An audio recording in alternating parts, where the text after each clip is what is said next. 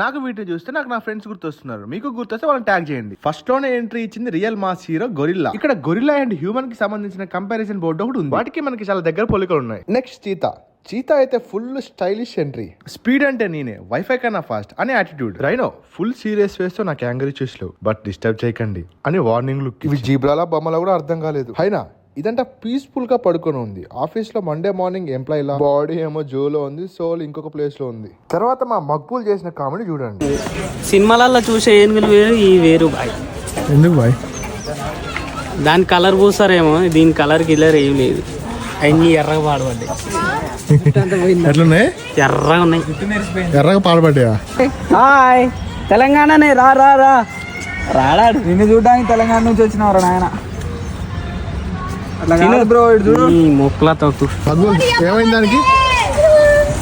Theta పని తెలిసిన ఆడు కింద పడ్డాడు దాని మీదకి. ఏ బాబు లేవు, అట్ట ఎట్లా పడతాడు కిందకి? పడతాడు. ఇక ఆడు మెట్లు లేవు కదా, చూసుకో. అందుకే కదులుతలేడా? అయిపోయిందా?